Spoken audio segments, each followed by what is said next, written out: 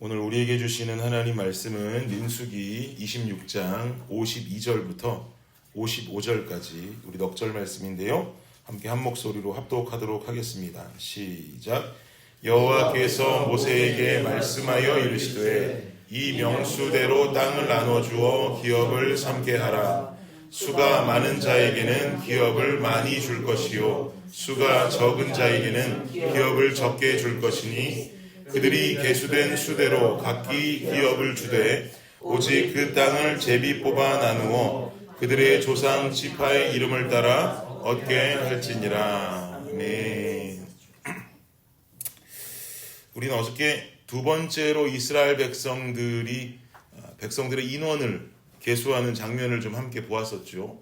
이것은 이스라엘 백성들이 자체적으로 우리가 몇 명이나 모였냐, 1차보다 얼마나 늘었냐 이거 조사하려고 한 것이 아니라 하나님께서 인원을 계수하라고 하셨던 주님의 명령이었습니다. 두 번째 인원을 계수해 보니까 첫 번째 인원을 계수했을 때보다 숫자적인 차이가 좀 있는데 1800명 정도 차이가 있었어요. 2차 계수한 인원이 1차에 비해서 1800명 정도밖에 차이가 나지 않았습니다.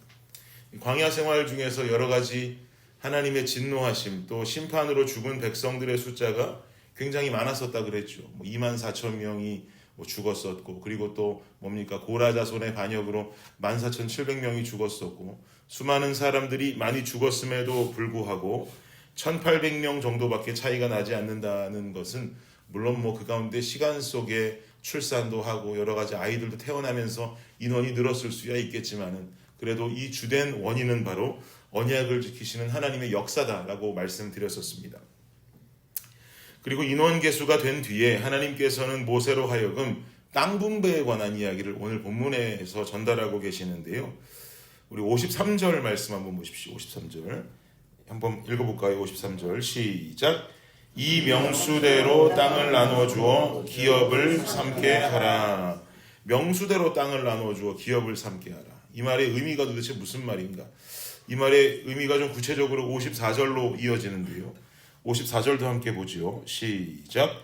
수가 많은 자에게는 기업을 많이 줄 것이요 수가 적은 자에게는 기업을 적게 줄 것이니 그들이 계수된 수대로 각기 기업을 주되 수가 많은 자들에게는 더 많은 기업을 주고 적은 자에게는 적은 기업을 주어라.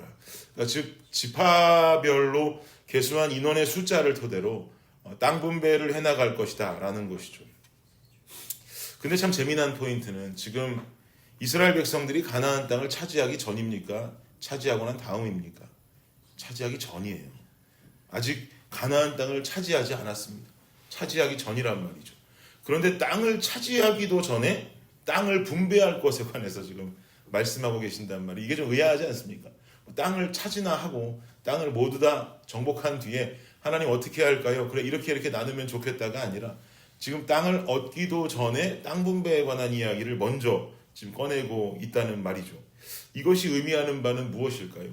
앞으로 일어나게 될 이 땅을 정복하는 가나안에서 일어나게 될 전쟁들에서 이스라엘 백성들이 승리할 것임을 확신한다라는 것을 증명하는 거예요. 하나님께서 그들에게 승리를 이미 허락하셨다라는 것이죠. 그러니 이거 승리가 허락되지 않았는데 어떻게 땅 분배를 할 수가 있겠습니까? 주님께서 이 땅의 승리는 이미 허락하신 것이다 라는 것을 증명하고 있는 것입니다. 사랑하는 여러분, 하나님은 자녀의 삶이 승리하는 삶, 또 주님이 이기게 하시는 삶이 되시기를 간절히 원하십니다. 이 말인즉슨 이미 우리는 준비된 승리의 삶을 현재도 살아가고 있다는 말이에요. 그런데 우리는 이 승리를 때로는 경험하지 못하고 이미 아버지께서 세상을 향해서 내가 세상을 이겼다, 담대하라까지 말씀하셨음에도 불구하고 세상 앞에 넘어지고 무너지고 패배하는 삶들을 살아갈 때가 있더라는 말이죠. 왜 그럴까요? 승리가 예비되었다면서요. 준비되었다면서요. 주님은 이미 세상을 이기셨다 하셨는데 왜 우리는 이 세상에 이기지를 못하고 때로는 넘어지고 쓰러지는 삶을 살아가게 되는 걸까요? 그 주된 이유는 우리는 이 승리가 자동으로 주어질 거라고 생각하기 때문입니다. 이스라엘 민족은 승리를 보장받았지만 승리를 보장받은 후에 아무것도 하지 않고 그 땅을 자동으로 선물 받은 게 아니잖아요. 그렇죠. 그 땅을 들어가서 맞서 싸우는 전쟁의 과정이 필요했단 말이죠. 전쟁과 싸움이 분명히 기다리고 있었어요. 주님은 그 싸움에서 내가 승리를 이미 허락하셨다라는 거예요. 그 싸움의 승리를 이미 준비하고 예비하셨다는 거예요. 이 전쟁을 치르면서 승리를 허락하신 하나님께서 이스라엘에게 승리가 아니라 간혹 패배를 허락하시는 때도 있었습니다. 생각해 보시면 가나안으로 들어가서 만난 첫 번째 성은 여리고성이었잖아요. 여리고성에서는 대승을 거두었어요. 여리고성 몇 바퀴를 돌고 마지막 날은 몇 바퀴를 돌고 나팔을 울리고 함성을 지르니 성이 무너졌다 이런 이야기들. 결국은 여리고에서는 대승을 거두었지만 그 다음에 만난 아이성에서는 참패를 당했단 말이죠. 그럼 아이성에는 왜 참패를 당했는가? 아이성이 여리고성보다 규모가 크고 전력이 강했을까? 그렇지 않습니다. 여리고가 그 규모는 더욱 컸습니다. 그런데 힘도 없는 아이성에서는 패배했단 말입니다. 왜 패했나요? 아간이라고 하는 자가 범한 불순종의 죄악 때문에 하나님께서는 이스라엘에 승리를 허락하지 않으셨어요. 결국 아간을 심판하고 회개한 후에 다시 붙게 된 2차 아이성과의 전투에서는 하나님께서 이스라엘에게 다시 승리를 허락하십니다. 1차는 패배, 2차는 승리.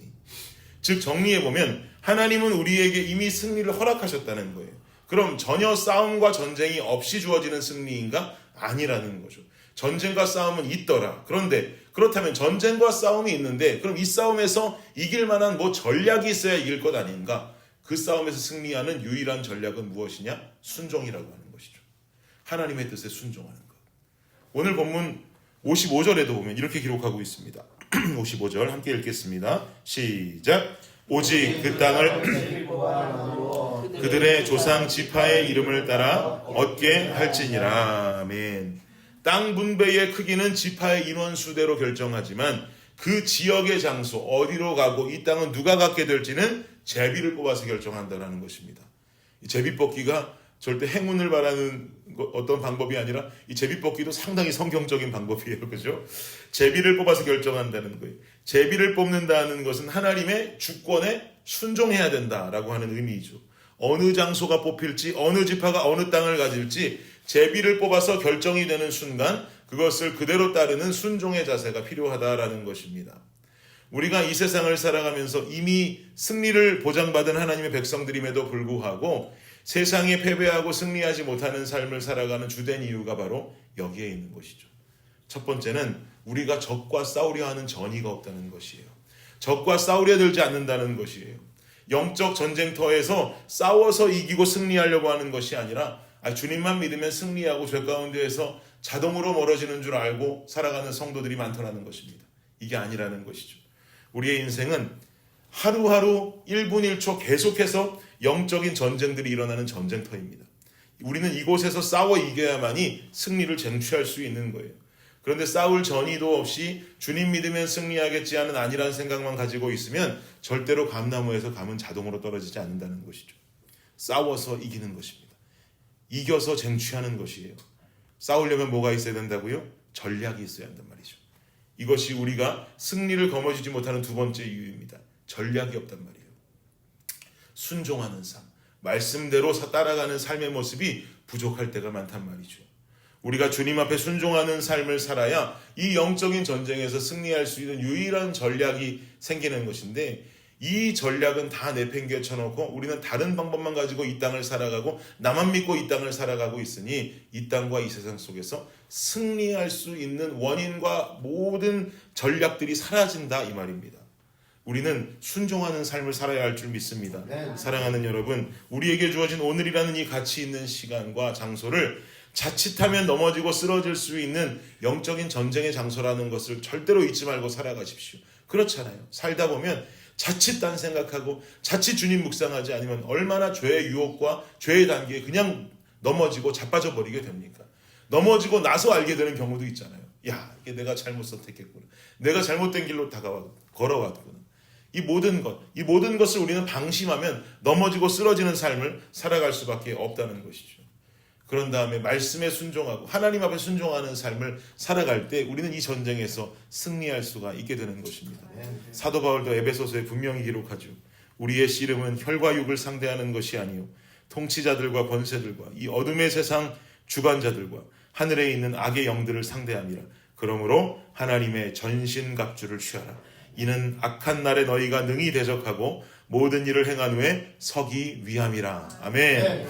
우리 삶에 벌어지는 영적인 전쟁들, 하나님의 뜻에 순종함으로 주님의 전신갑주를 취하고 험난한 전쟁에서 준비된 승리, 예비된 승리를 끝내 거머쥐고 쟁취할 수 있는 저와 여러분 되시기를 예수님의 이름으로 축복합니다. 기도하겠습니다.